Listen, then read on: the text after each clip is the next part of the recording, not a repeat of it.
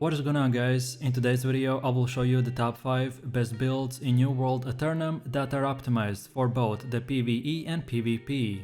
Also, as I will cover a lot of builds, so not to spend too much time, for each setup I will give you a quick overview of its playstyle. Then as well I will explain the best skill tree setup, then what gear should you wear, then even how many attributes should you allocate for each stat and much more. And then at the end I will show you 725 gear score, and what perks should you get and much more. So then moving over to the first build, which is the bow and a musket.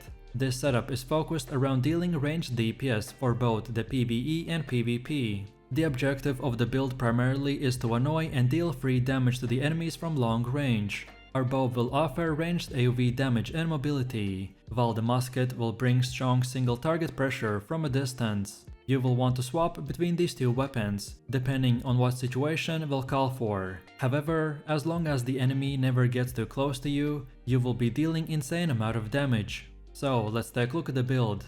For the gear choice, we will go with the light armor, as this will give us maximum damage and 2 really good dodge rolls. Since this build always wants to be at max range, so we are mainly concerned with damage over survivability. Next we have the attributes, and we want to get 25 strength, 350 dexterity, around 150 to 200 intelligence, and 100 constitution. Some players prefer to go even more extreme and don't spend any points in constitution, but my point of view is that you can deal damage if you are dead, so getting to 50 or even 100 constitution is definitely worth it.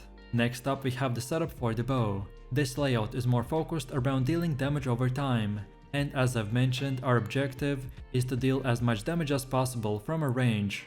And then again, this is how it should look like for the musket. The principle is very similar, just musket will focus more on increasing the single target damage over time. If you are interested in the best gear, perks, consumables and everything else, then keep watching until the end of the video. So overall, if you are looking for one of the highest DPS builds in the game, then here it is.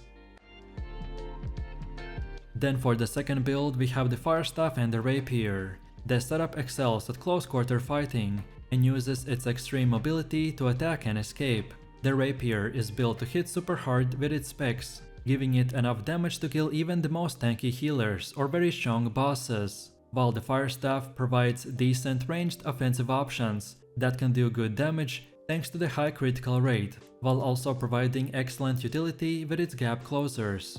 Overall, the setup has the best stamina sustain you could get, making it excellent for a lot of dodging, especially when you're outnumbered in PvP or in a hard expedition. So let's take a look at the build. For our gear choice we have 2 options, so either way the light or medium armor. Both are good choices, it just depends if you're willing to sacrifice survivability for more damage. I personally prefer to go with medium option.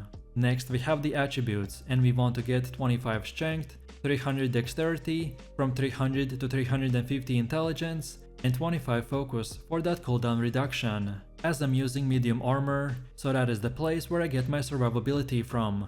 However, you can even decide to go full light armor with 0 constitution, or perhaps medium armor with 50 to 100 constitution, and in that case you would sacrifice about 5 to 10% damage.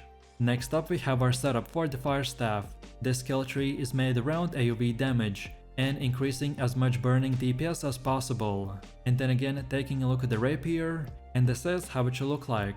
So we mainly focus on quick hits, and as we are already squishy, so having 2 strong defensive skills will come in very handy. If you are interested in the best gear, perks, consumables and everything else, then keep watching until the end of the video. Overall, if you want a very strong PvP build, then this is it. Then for the third build we have the greatsword and the great axe. This setup is very powerful melee bruiser that primarily is intended for destroying any target that crosses your path. This build will have incredible hunting capabilities through the use of the mobility spells. However, it also has a large amount of disruption tools that prevents escape and singles out an enemy, so you can restrict his movement and block his incoming attack. For our playstyle, the majority of burst damage will come from the greatsword, while the great axe will come in very handy for catching and locking down any target. So let's take a look at the build. For our gear choice we will go with the medium armor, as we want to mix and match between DPS and survivability.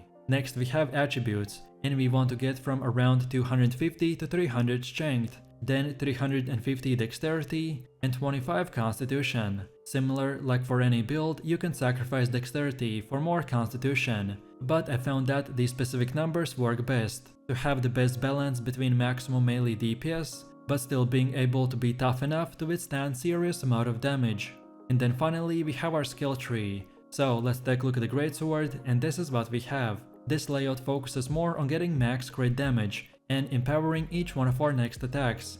While then on the other hand, we take a look at the great axe, and this is how it should look like. So as I've mentioned, this setup focuses around fixing greatsword weaknesses, which are ranged AoE damage and locking down your targets. If you're interested in the best gear, perks, consumables and everything else, then keep watching until the end of the video. Overall, if you're looking for a very fun and strong melee bruiser build, then here it is. Next up we have the best healer build in the game, which is the lifestaff and the void gauntlet. So the lifestaff is the primary healing weapon in the game, and we decided to pair it up with the void gauntlet because of its ability to give us very strong debuffs and healing support. Since this build is designed for group PVE and PvP, so all of the healing abilities are focused around AoE healing, and making sure that we can keep as many of our allies healed as possible. And the best part about this is that not only we will get insane amount of healing done, but also we'll be able to dish out some serious damage. So let's take a look at the build. For the gear choice, we will go with the medium armor, as this gives us pretty good healing, while at the same time giving us survivability in case we get in trouble. I personally think that if you as a healer die, then it's GG, game over. So to prevent that, I'm fine with trading small amount of heals for more higher chance of survivability. Then next up we have the attributes, and we want to get 25 strength, 25 dexterity, 150 intelligence, 350 focus and 100 constitution. This particular point allocation is structured around increasing our healing as much as possible, while relatively doing quite a lot of damage, and having bunch of defensives to survive hard fights, no matter if it's for PvE or PvP. And then finally we have our skill tree. So let's take a look at the most important skill tree for the lifestaff. And this is what we have. So our setup is built around AoE healing and increasing its bonuses and reducing mana cost as much as possible. Also, as we are using the best healing spells in the game, so we will have both low and medium cooldown skills, so we can use them for any scenario that we may find ourselves into. And then again, this is how it should look like for the void gauntlet. And this is the weapon that we will mainly use for DPS. So we focus more on dealing and increasing not only ours, but our team's damage as well. As I've previously said, if you're interested in the best gear, perks, consumables and everything else, then keep watching until the end of the video. So overall, if you're looking for hands down the best and most powerful healer build, then this is it. Then for the next build we have the bow and rapier. This setup is a high skill ceiling option that offers some of the highest damage and mobility potential in the game. The key to this build is stacking high bursts of damage and using skills for insane amount of defensives that can also be turned offensively to attack or escape. Our setup will focus around using only the best skills that will allow us to evade the enemy while constantly dealing ranged damage with our bow skills. The bow is a great weapon, and we will increase its damage even further by increasing its AoE and explosive damage potential. As I've said, this build is not the easiest to play, so if you want a challenge but at the same time be rewarded with a fun and powerful PvP performance, then this setup might be for you. So let's take a look at the build. For our gear choice, we will go with the light armor, as this will give us maximum damage and 2 really good dodge rolls. Since this build has already insane amount of defensives, so he will be doing the most lifting on that front. Then next we have the attributes, and we want to get to 25 strength, then from 350 to 400 dexterity, then as well 150 intelligence and 100 constitution. As I've mentioned, some players prefer to go even more extreme and don't spend any points in constitution, but I still prefer that extra HP for hard bosses. Next we have our setup for the bow, and this layout is more focused around damage over time. Also, as I've mentioned, our objective is to deal as much damage as possible from the range, so we will upgrade that aspect as much as we can. And then again, this is how it should look like for the rapier. So then on the other hand, the rapier in this case is our primary defensive tool that we use for mobility, and at any time we can run away or perhaps run into another fleeing enemy. this build is very fun and strong, and as most skill usage will be the difference between winning or losing a fight, so if you really want an in-depth playstyle, then I definitely recommend for you to try it out. And then for the last and final part, let's take a look at the best gear, buffs and consumables that pretty much all builds could use. And remember that this is just an example. So as far as armor goes, of course slowly but surely, you want to get to 275 gear score. And no matter if you choose medium or light armor, always use the Abyssal / War Gem on your gear. And you can try to get some of these perks like the Keen, / Condition and Refreshing. Then as far as your weapon goes, use Opal or Augmentation Gems to convert damage to your highest attribute.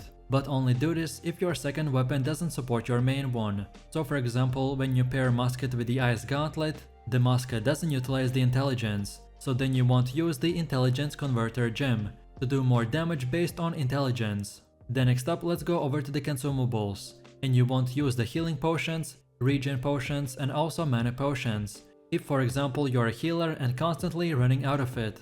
And then lastly, for everyone, you should use any type of food that boosts your attributes even higher. Remember that this is only for 30 minutes, so you need to constantly eat more to keep up the bonuses. And then lastly, don't also forget about using honing stones to get easy from 5 to 10% damage increase. And again, you need to keep reapplying it once in a while, as it also has a timer. And that's about it. So if you enjoyed this video, click like, subscribe and comment. If you are interested in more content, then check out my channel and I will see you in the next one. So take it easy, peace.